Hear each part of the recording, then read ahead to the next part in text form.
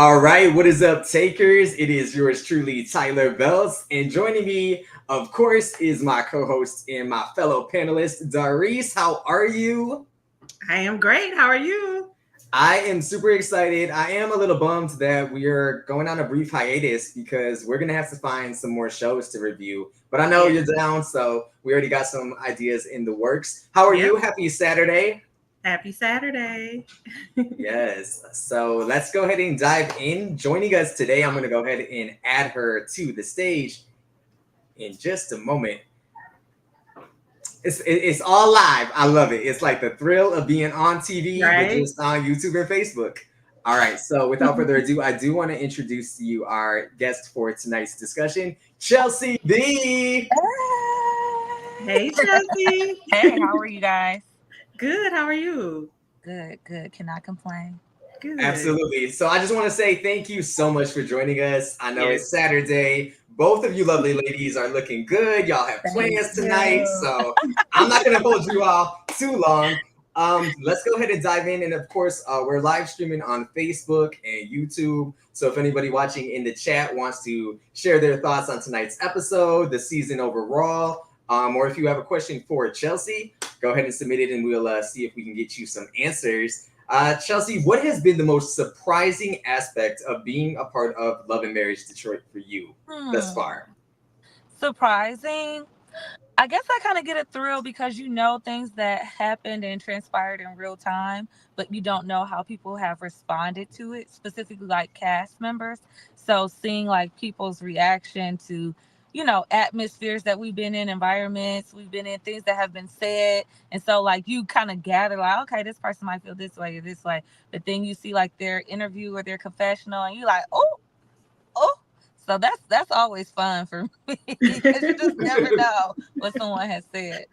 Mm-hmm. Absolutely, and this is something that you guys are now watching back as it's been quite some time during filming. So I'm sure a lot of things and already different conversations and different events Hmm. have already occurred since filming. So I think just like having to relive and watch it back, like as a viewer, even you're watching it back with all of us on Twitter and Yes, venting our thoughts. yes, Mm-hmm. yes, yes. Oof, Twitter. Yes. I was getting ready to ask you, what are your thoughts about some of the feedback you've been getting on Twitter and social media? Twitter is an interesting place. I think that everyone is just pretty much digesting it in real time, right? And so they don't have all the context. They don't know. Like I've seen comments even about the last episode. They're like, "Oh, why is she the only person in a red dress?" And I'm like, I'm not the only person there who decided to wear color. Like you have to understand that you don't have the full scope of an environment, a situation. So it's just like, okay, like Mm-hmm. you gotta, it's I don't take anything personally. Like it's like, okay, That's good. cool. I know that you're only, reacting and responding based off your limited view of what's going on. So it's not a big deal, but it is interesting. There are some things that have been said where it's like, if you are a sensitive person, baby, you probably, this is Right? not for you. But Right. I laugh. I'm like, oh, all right. You feel type of way. Okay. But, it is what it is. It's not a big deal. Yeah. Yeah, it's so funny just to see some people's reactions. You would think that like we were there, based off of what some of these people are saying, and Yeah. it's in a sense it's just funny Yeah, because it like is. we're only getting glimpses of different events and different portions. Like we're not seeing the entire event or the entire conversation play out. Yeah. Absolutely. Like there were comments that were made just like I've seen a couple comments like, oh, we didn't need all of her negative energy and blah blah blah. And I'm like, I'm a little confused because I'm like, this is not your first time seeing somebody have a form an opinion on this show. Like, come on now. Like, are we serious right now? And even outside of that, just like again, this is not anyone's first time forming an opinion. So I'm like, okay, guys, like you've not I get that if this is your third or fourth time seeing me appear, and each time it does seem to be drama, then that is a 100% go rate. So I get it. But when else would those conversations take place? That's what I mean. Like the full context of it. Like when else do we have these conversations? I don't see these people, all the time. The only person I would see on a regular basis or talk to on a regular basis would be Christina. Anyone else? this is the time and the place. Because when else would I see you? When else would I address it? So That makes sense. yeah. I didn't think about it that way, but yeah. Oh, so you were one of those Twitter accounts? No, I'm joking. Well, I will say that I try not to say anything bad, like because I know it's a show. I know we're only getting a glimpse. Also, I don't like talking trash about people. Mhm. And then some of the tweets that I see, I be hesitant sometimes to heart them because I'm like, ooh, if the person sees this, I don't want them to think like. But Wait, No, no, I didn't get it though. It is. You do have to play politics. You do have to be diplomatic. So I definitely get it. yeah, and it be some of the stuff be funny, even though it's like, okay, I really don't feel totally this Yeah. way, but like Yeah. what they tweeting or commenting is, Yeah. it's I'm funny. the same way. I'm very because it only take a little bit of something to ignite the fuel. Someone's like, well, you like this and you reposted this and you was laughing at this. Like, okay, Right? my bad. Exactly. Chelsea? So I do have to ask you. I want to know your thoughts on the scene that we saw with Christina and Kimberly's conversation, it throwing the clothes or the garments on the floor. What was your thoughts or takeaway about that?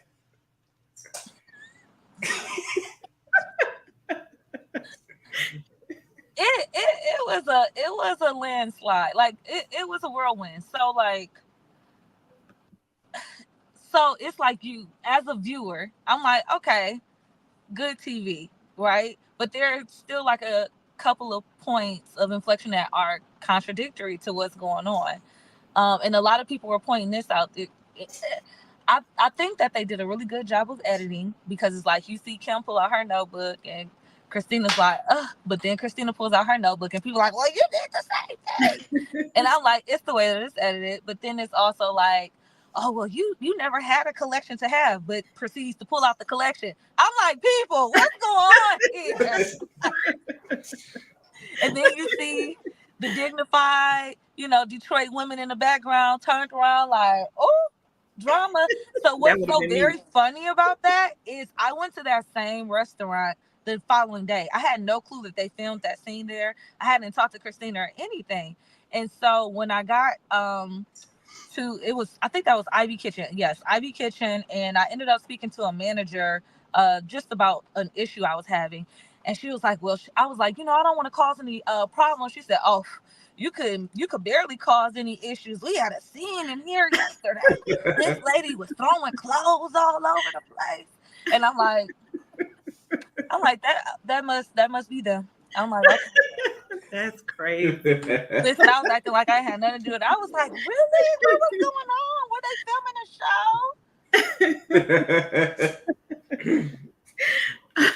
show? Okay, I want to ask, how has the show impacted your personal relationships and friendships so far?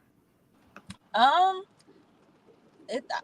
there's been minimal impact. Like, so the relationship between Christina and I is what it is. We have a very organic relationship. We've been friends for maybe the last 10 plus years. Because again, I don't know if everybody knows the backstory, but I used to go to Star Factory as a teenager. When I first moved with my father, when I was 14, I was always a trained dancer. I began dancing at the age of 7. And so when I moved with my father, I wanted to continue my training. And most of the artists that were dancers, I should say, in the Detroit metro area, they were only going to one of 3 dance studios in like Southfield and Detroit, West Side, which would have been Star Factory, Motor City, and MBS.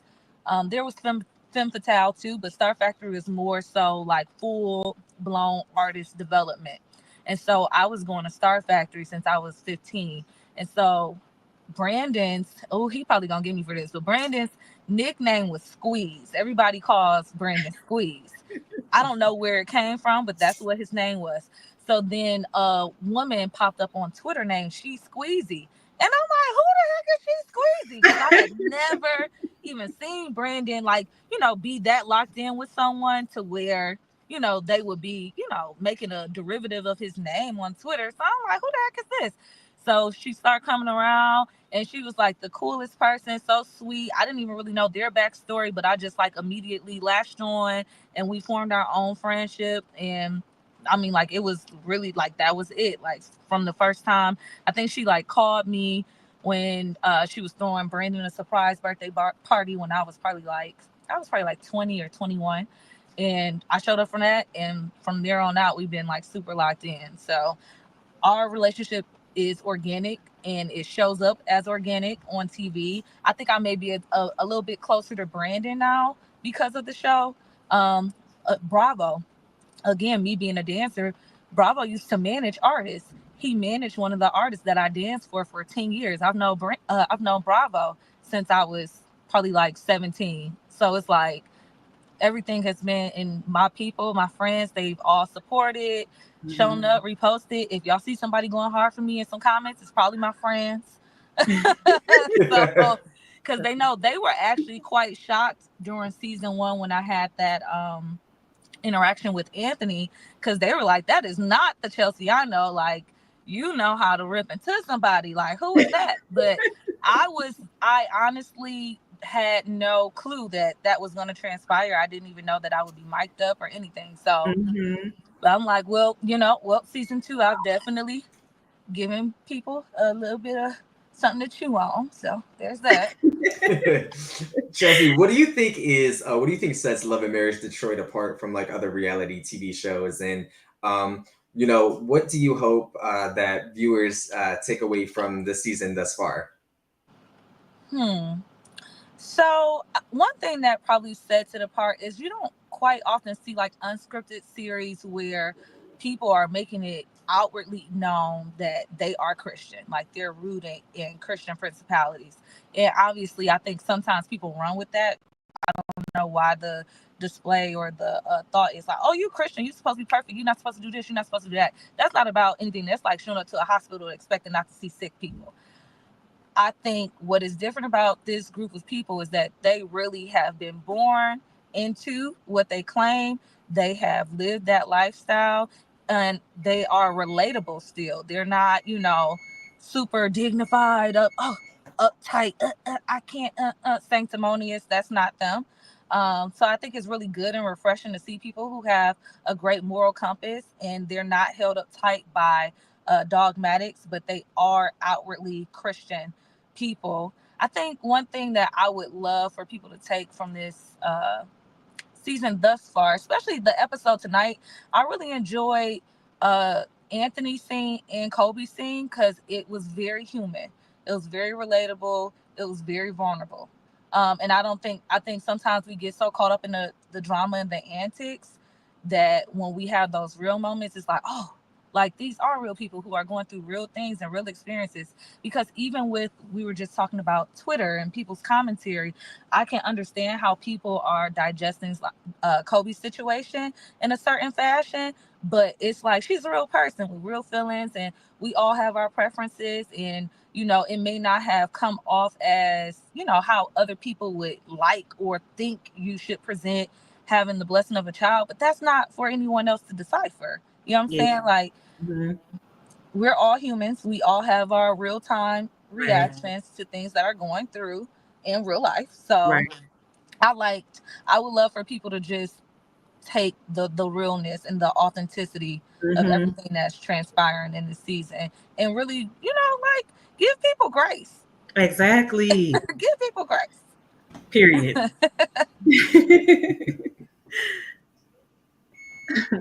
Well, I wanted to say that Christina spoke very highly of you.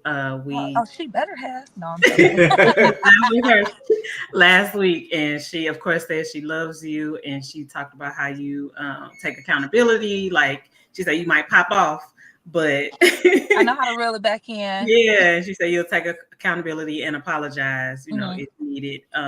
With that being said, how did you feel about what went down on the show with last week's episode with you, LaToya, and Kobe?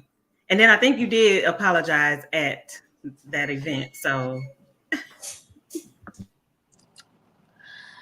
listen, I do realize that the conversation, so there are a couple of points to consider when we talk about the conversation that transpired at the jewelry store that kind of spilled over until Christina's party. So both places were not necessarily the time or the place. But again, when else would I talk to Kobe? When else would I talk to Latoya? At that point in time, I did not have either of those people's personal contact information. So I wasn't gonna send a smoke signal. I wasn't gonna, do Morse code and I wasn't gonna reach out on social media. I think that me addressing Latoya was more so I had not spoken on Latoya at that time, but there were conversations that were being telephoned saying that I had spoken on her and her brand and this, that, and the other. Mind you, I'm still operating from a space where your husband blatantly disrespected me in a room full of people and I did not know them. I had never met them before in my life. So I don't know why I would be the person reaching out to someone, you know what I'm saying? To be like, oh, well, at this point, I don't care. I'm just feeling disrespected and my name continues to keep coming up. So let's put it on the table. I really did not have any intention on, having a bout with Kobe at all. She kind of inserted herself at that moment. I tried to, deviate to kind of give her the space to, not be a part of the conversation. That's not what happened. They caught a stray. It's okay. So then we get to the birthday party, which again is not the time or place. But the tension was really high.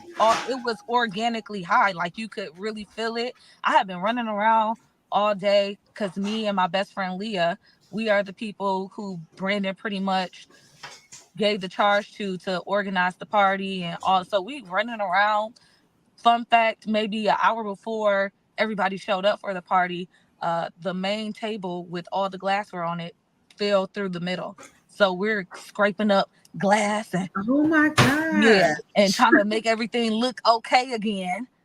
Oh, The things you do for the people you love. uh-huh. So we're like scraping up glass off the floor and all that good stuff, only for, and I was not necessarily expecting Latoya to be there because, when she left, she said that she didn't have plans to come. And then I'm in the back of my mind, I'm preparing myself if she is, because if she is, I know she's not coming along alone. She's also coming with Anthony, which also presents a possible issue. And so I am not the person to back down. I don't mind taking accountability, but if I feel like I am correct in my stance, if I feel like, I'm defending myself, because I am the only, we have to, a spade, and I'm not using it as a cop-out, but I am the only single woman here. I'm the only person who is lone. So, Yes. where you may have a husband or a wife standing up for you, it's just me. And if I have to talk to multiple people at one time, naturally your fight or flight kicks in. Naturally, I'm going to want to defend myself. Who would not defend themselves? Right. So I don't like that it had to go down that way, but I'm going to always stand 10 toes down on defending myself. I don't, and then what escapes me is that people took the word stooge and ran with it. Like they interpreted it however they wanted to interpret it. Mm-hmm. But the very literal meaning of stooge is basically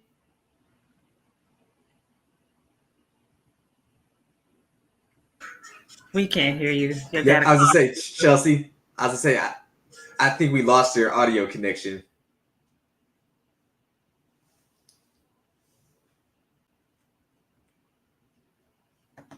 All right, so if y'all are tuning in, we're gonna get Chelsea back with us. Obviously, we are live, so technical difficulties, but we're gonna make sure that we get Chelsea back on to finish our conversation. We were talking about the heated name calling, disrespect.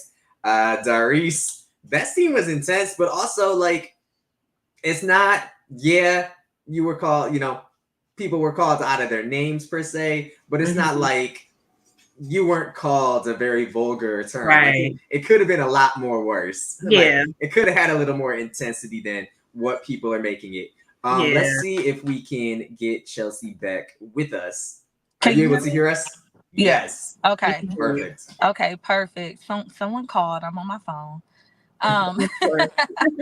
No, so what is interesting about that is that I tend to use words for their exact meaning.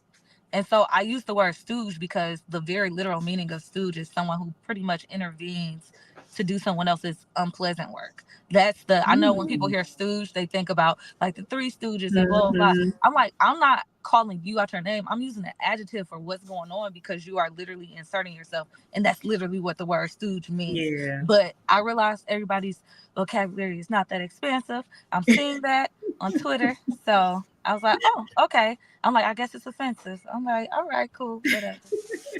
You had people taking up for you though. They were like, "Well, she did insert herself when she shouldn't have." But yeah. And again, I didn't want. I never intended for Kobe to catch a stray or anything like that. I think that Latoya and Kobe both are actually really cool girls, cool women, I should say. I don't want to call them girls. Cool women.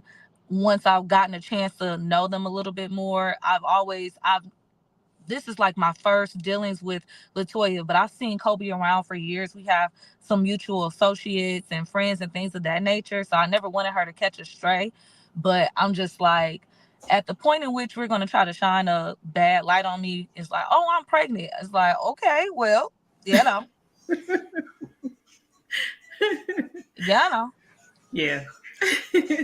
Well, I'm glad to hear there's no bad blood. Yeah. Not at this point. Good. But that's why you have to be careful on social media too, though, because it's like you don't want to undo what's been done. Yes. At this point.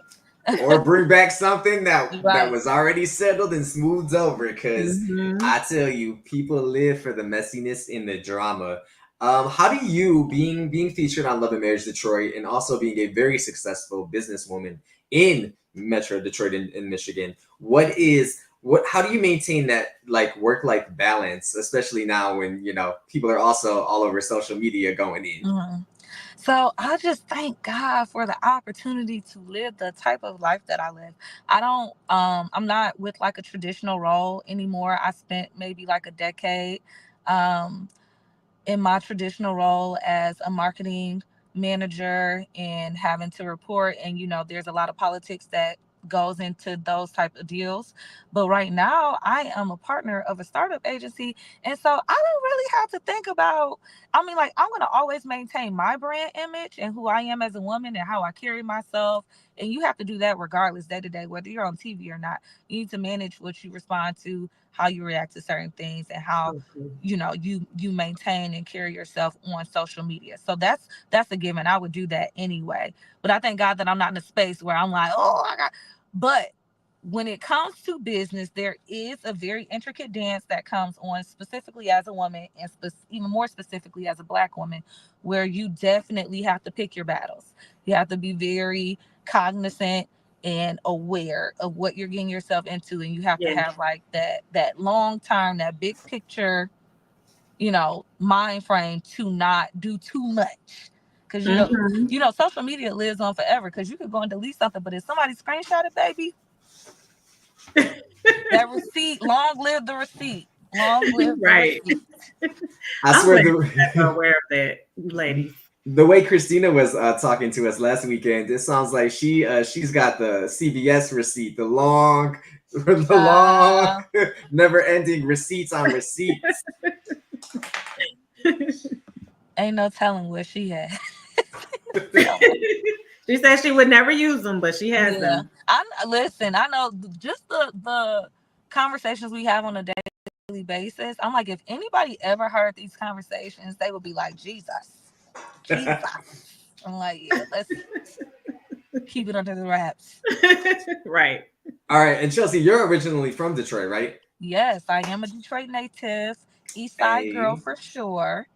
So how does the city and the culture influence your work as a marketing maverick, and as well as a TV personality? How does that affect your creative vision?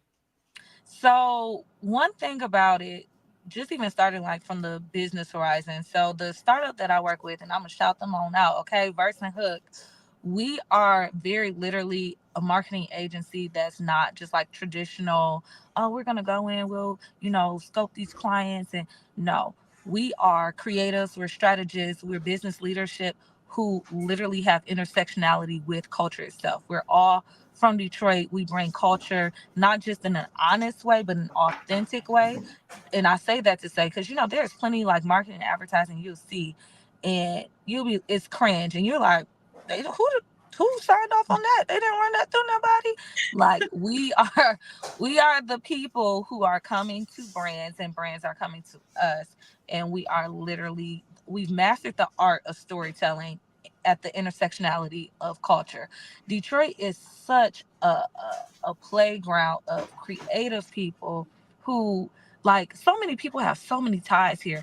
It's like you might meet some first generation, whatever, but that's not likely. People who are from Detroit are so deeply rooted in this city. There's so much legacy here.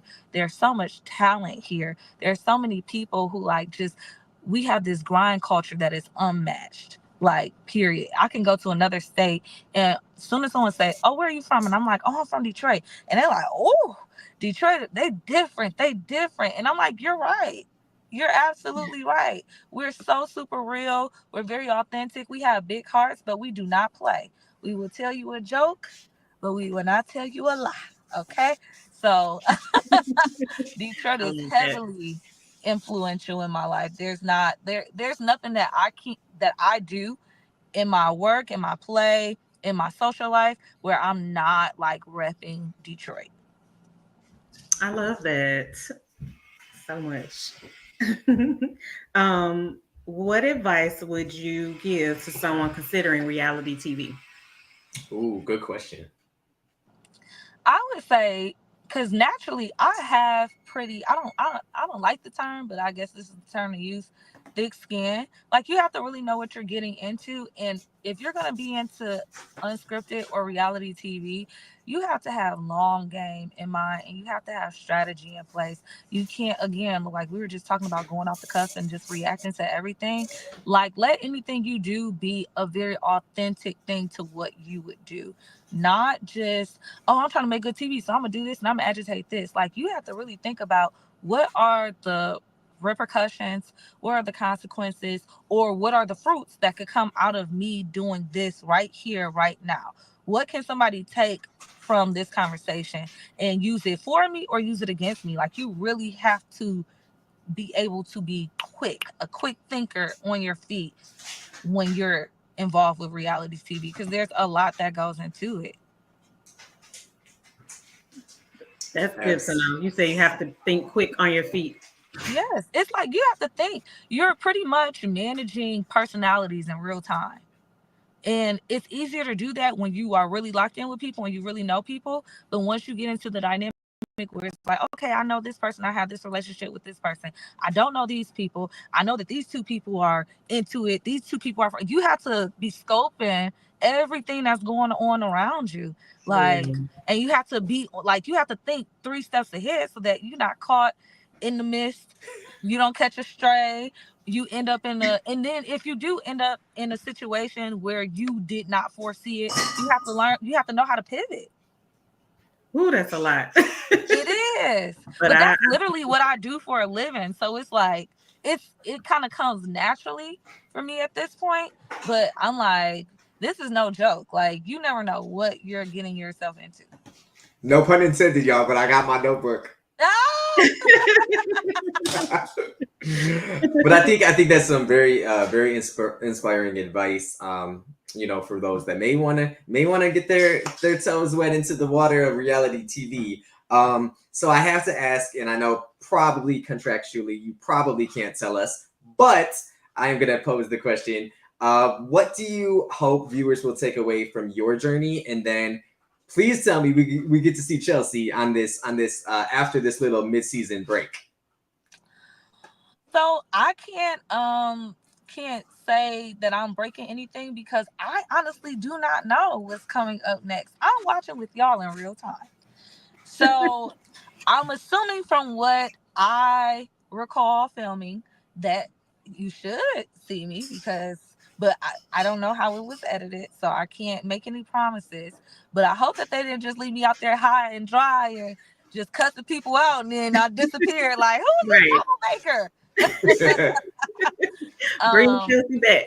yes, yes, bring Chelsea back. We will be the Shout first ones to start the online petition. Don't worry, I Yes. we got know. you.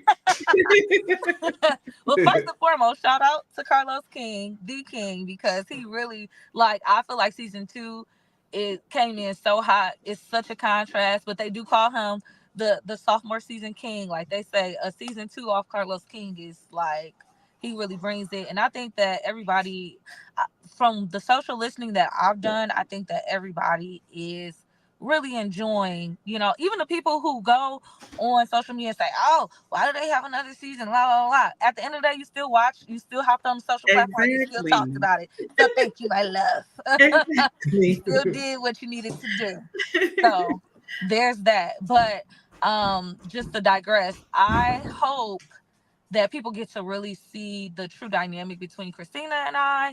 I hope that people get, even just doing interviews like this, that people get to see like my true personality and heart. Like I'm not just a pop off queen. And I always tell people I am not a starter, but I am a finisher. So always keep that in mind. If you see me in something, somebody started it. It wasn't me. Okay? It's not me. Absolutely. And I have one last question, and then Darryce, you can close us out if you have any final, if either of you have any final thoughts or would like to say anything before we get out of here.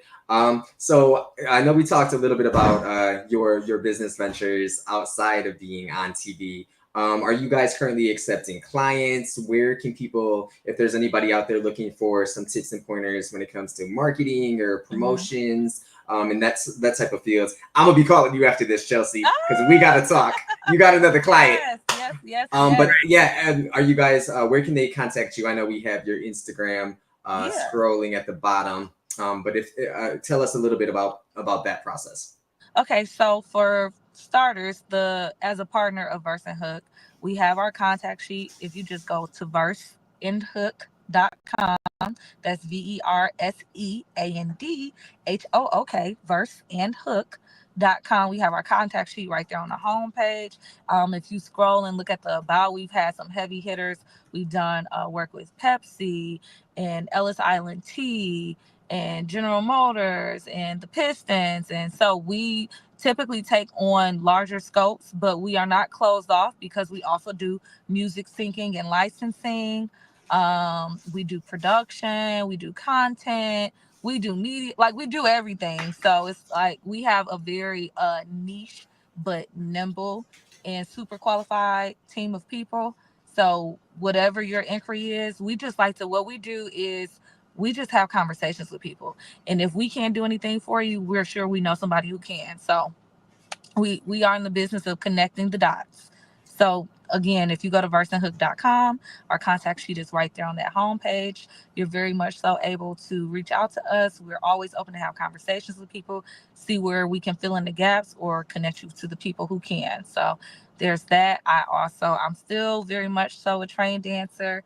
I still do my sensuality and femininity dance classes and coaching. That's always going to be a love and a passion of mine. As far as any like personal clients, I don't do that at the moment. Like I don't take on one-on-ones. It's no it's no need to right now. You end up biting off a whole, you end up having to be like really in the trenches with people when you do the one-on-one. So I love working with my team. We keep it there. And right now I'm just riding this nice little reality TV roller coaster, because a roller coaster it is indeed. um but I'm grateful for the opportunity. Hmm. It has been I've loved it thus far, so I'm very grateful. That is so good. With the dancing, you like, are you at a studio? Like, how does that? So the studio that you would see, where we filmed, where I did the scene with Christina, that is called World of Entertainment. That is typically my home base, but there is another studio that I frequent here and there. It just depends on my class sizes. When I do one-on-ones, I typically do World of Entertainment.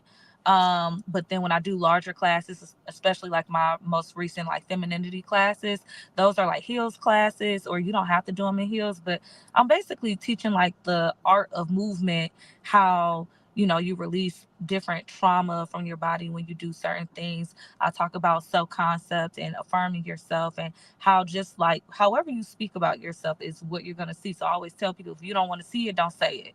You know what I'm saying? So my femininity class, I do at a place literally called Release, and that's very intentional. I think I'll have to put that on a t-shirt at this point. That's very intentional. um Mhm. so yeah, I do it at Release, and I do it at World of Entertainment, just depending on the class size or what we're doing that day. I love that. That's awesome. Yeah. Several things I want to say before we get out of here about that. Hopefully you will expand, because Mm-hmm. I would love to see something like that here in St. Louis. I used Mm. to go to these classes that were similar to that, where Mm-hmm. they would tell us to wear heels, Mm-hmm. and we would learn a routine, Mm-hmm. and then at the end we would learn three pole, but like Mm-hmm. how to, Yeah. and it was so fun. But like all of the element that you bring with it, the empowerment and all of that, I would love Mm-hmm. to see something like that here. So if you can like expand Yeah. and open you up a studio or something here and get some people to learn it, that Yes. would be great. I would go. It's become a lot more common for coaches and choreographers to just pretty much do like a tour. They'll take their workshops on tour. And I've not been to St. Louis, and that's where my mom and my maternal side is from. And I've never been to St. Louis. Oh Yeah. So wow. I'll have to consider that. Yes, please. Yeah. I have people who I think would also go, because I was gonna say I'm gonna have to get some of my girls to take a Yes. trip to Detroit so that we can come take Yes. one of your So classes. I'm gonna have to figure this out now. Okay. I'm gonna have to figure it out. See, that's what I love. Both of y'all very Manifestation. powerful and very successful, making multiple plans and moves already. That's what I like to Yes. hear. Yes. Have to. Have And to. Chelsea, do me a favor and tell our boy Carlos to hit me up, because we put the feeler out. I'm waiting. I'm waiting to get signed. Oh, you waiting to get PA, signed. Okay. producer, like sign me up. I'll be Yes. the Oh, you person that said he delivers comes the in where you meals. fit in. Okay, child. You're not playing no game. Thank you so much for Absolutely. I really appreciate the invite. joining Yes. us. It's been a pleasure getting to know more about you. Like, I'm a fan now. Oh, thank you. No, It's I so really nice when you appreciate get to y'all. actually meet people and like, get to know more about them than what you just Mm-hmm. see on TV. So this Mm-hmm. has been a pleasure and just great. And wanted to ask, is there anything else that you would like to share about yourself or ventures or anything before we get out of here? I think we pretty much covered all the bases. You have my handle up there. Follow me. I'm very transparent on social media. If you ever see me out and about, please speak. I'm always willing to speak back. I'm always gonna speak back. I'm not the if my face look a little off, don't worry. It's just like that sometimes. Okay. So I'm definitely gonna speak. It's been such a ride thus far. The viewers and the fans of the show that I have seen out and about, oh my God, they have been so gracious and so lovely toward me. So I would just encourage everybody to keep watching. I know everybody hate this little mid-season break, but we gonna get through it, and we gonna see what else Love and Marriage Detroit has in store. Yeah, we're not Absolutely. happy about it, but we'll be patient. Right. We're gonna ride it out. We're gonna ride it out. Yes. It's only a Yes. couple months. Hopefully it'll be Yeah. early 2025. Yes. Chelsea, I do also want to say thank you so much for joining us. I know it's a Saturday and both of y'all have things to do and people to see and drinks to be pouring. So Yes. I want to say thank you. And one of my key takeaways from our conversation today is, like both of you said, that it's one thing for us to jump online and start tweeting our thoughts and what we think we know what we're talking about. But the fact that like it is authentic and it's real conversation and real issues and real Mm-hmm. friendships. Yeah. And I think that authenticity is something different that we don't typically always see when it comes to reality television. Yes. Yes. Yes. Yes. Yeah, I love that. Love that about Detroit. So I wanted to stay on longevity. Yes, Yeah. Yes. me too. Me too. I know the people are, I think they just want to see more. And I'll be happy when we get to the points where everybody on the cast is just like having some authentic fun with one another and Yes. laughing and smiling. And we really get to see those personalities Yeah. in full effect. So I think that's what the people want to see. I hope it's coming. So All right, fingers crossed. And we will be watching, we will be reviewing and going live. So also for any of the cast members that or people that have been featured on the show that we haven't gotten a chance to speak to, the invite has been extended. Full transparency. We have invited all of the couples individually, solo, together. So in that invitation still exists because in the meantime, Darryce and I have some we need something to do every weekend. Thank you both again. Absolutely. Thank you again. And we'll be back with more. You guys have a great, safe weekend, and we'll talk to you all soon. See you. Thanks. You too. Bye. Bye.